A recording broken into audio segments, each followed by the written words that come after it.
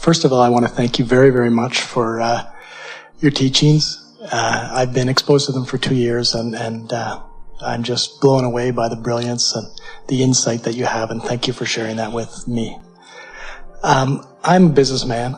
I run a biofuel business, and one thing that I've noticed over the last maybe 10 years is that there seems to be like a glass ceiling. The business is new, and we move fuel all over North America. And one thing that I notice is that when we do something new and great, it's like we lose something. And so there seems to be this balance that I can never push through. When something gets lost in the business, I feel fear, I feel disappointment. I go through the whole range of negative emotions. And for example, losing something. Losing a deal that may be bringing revenue into the company. It makes me feel that maybe I can't support my employees. Maybe eventually I would lose the company, which is kind of crazy since I've run it for 16 years. And yet I still get those thoughts. And well, no one likes to see evidence of things going opposite of the way you want them to go. In other words, you will never be able to look at something that you don't want and feel positive emotion. But the tendency is to then believe that, well, if I can't look at something that I don't want without feeling negative emotion, then somehow I have to control the conditions so that there aren't any things that I don't want to look at. And we say, or you could just not look at it. You say, oh, that's novel. Just not look at it, and I would feel better if I just don't look at it. We say, yes, you would feel better if you just don't look at what's opposite of what you want. And then people say, well, shouldn't I face reality? Don't I have some responsibility to look at what I want as well at what I don't want? And we say, well, it is the synthesizing process that helps you to determine what you want. But once you've given birth to your idea of what you want, the source energy part of you gives its undivided attention toward what is wanted and never turns and looks at what is not wanted. So it's logical that when you do turn and look at the opposite of what you want, that you would feel negative emotion. That's your guidance saying, look over here instead. Let's talk about something specific. Lay your question out again, too, if you would. It seems to me that there's a balance in the business, a ceiling that I can't push through. It's when something's gained, something's lost. I mean, the business does well. I do well. I'm trying to cultivate abundance in every aspect of my life, but since I'm a businessman, most of what I think about gets manifested in the business world.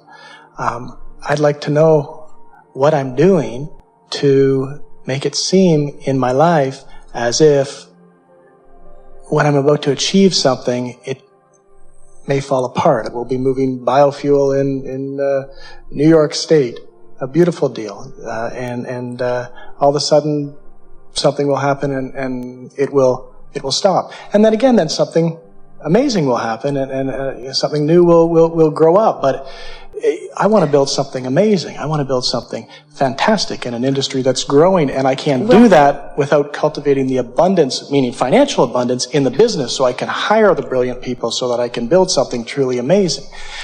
And I feel a bit stuck. As we listen to you, and as we ask you to tell the story again and again, and each time you tell it, you talk optimistically and pessimistically. You talk about things going well and you talk about things not going well. And we want you to begin to notice that there is an absolute correlation between the way you see it and the way it unfolds. And so we could pronounce to you, and you would know it without our pronouncement, that you are more optimistic than you are pessimistic, and that you are more expecting it to go well than you're expecting it not to go well, and that's the reason it's going that way.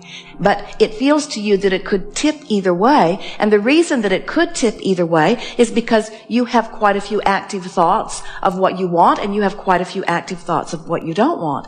And we know it's the argument that we get from almost all of our human friends who say, but Abraham, I'm here facing the reality of my life experience, and it's hard not to have knee-jerk responses to reality. And we say, we know it's hard not to have knee-jerk responses. Our message, the one that we've been speaking all day here today and beyond, is about letting your knee-jerk responses just start leaning in a slightly more positive way than a slightly negative way. In other words, you cannot single-handedly change the whole industry relative to fuel. There are a lot of people who have much to gain by keeping things the way they are, but there has never been a time on this planet ever where the energy was stronger in asking for alternative resources. Now, if you were to say, well, are 90% of them on my side? We would say no. If you say, well, are at least half of them pulling in this direction? We say, it might be that. It doesn't matter how many there are. All of the people around the world that are becoming aware of the discomfort of their expectation and need for all of that foreign oil, all of that is causing desire that is shooting out of them like rockets, that is blending over there in vibrational escrow with what you've got going on. In other words, this is a very good time to be in the business that you are in. And so what we're wanting you to begin acknowledging is that if there was ever a time for your expectation to begin paying off, now is that time. Humans have this thing going on, and sometimes you describe it as waiting for the other shoe to drop. And it goes something like, do I dare expect something truly wonderful to happen for me? Do I dare be so bold as to coax myself up into powerful expectations when my past experience has shown me that another shoe is going to drop and that I'm going to be disappointed? And we say, it's the whole point of everything that we teach. We so want you to understand that the things that actualize around you, in terms of people, in terms of employees, in terms of sales, in terms of economics, in terms of the personal economics of your business, or even the greater economics of your nation or the global economy. All of those things are revolving around the direction of your thought and only the direction of your thought. So when you said, I have a very good business, which was really a downstream statement, and then you said something like, and I have a lot of responsibility to the people who are working with me, which was a sort of upstream statement. You could tell by the way it felt. We know you're hearing it already, but what we want you to leave here determined about is that we don't want a condition to break loose and then to have a feeling of relief in response to it.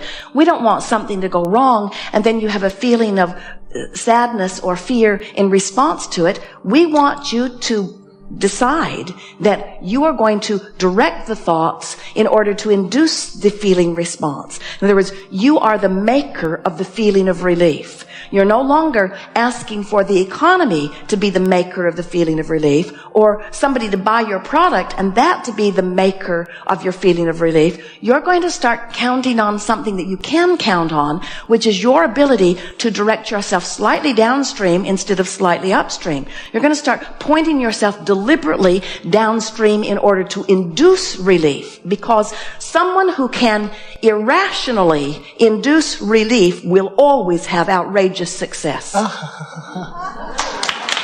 you. Thank you. We want you to be irrational in your willingness to produce personal relief in your belly. And as you do that, that means you will consistently be releasing resistance, which means all that time that you've been living all that stuff, you're not the only one that has put this magnificent business out there in your vibrational future. Billions of people around the planet have put this magnificent business out there in the future of so many of you, you see. Don't use your rationale to line up with it. Use the power of your ability to direct your thought. You line up with your dreams about this, and the universe will find a way to carve out a niche for you. And anybody standing back and watching you will say, it is amazing what's going on with you. This doesn't happen to anyone. And we say, happens to everyone who is irrationally able to induce their own relief. We have enjoyed this interaction immensely. It is great fun to come together with those like you who are coming to understand that you are creative geniuses in physical bodies.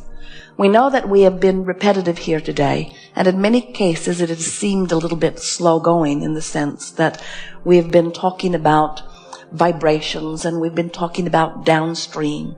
But we are wanting you to understand that life is not supposed to be a struggle. It is supposed to be an opportunity for expansion. And when you allow yourself to move in the direction of the part of you that is already expanded, then it is a life-giving feeling of vitality that pours through you. You didn't come into these physical bodies to muck around and merely survive. You came forth with the intention of really being stimulated to personal things that really get your juices flowing.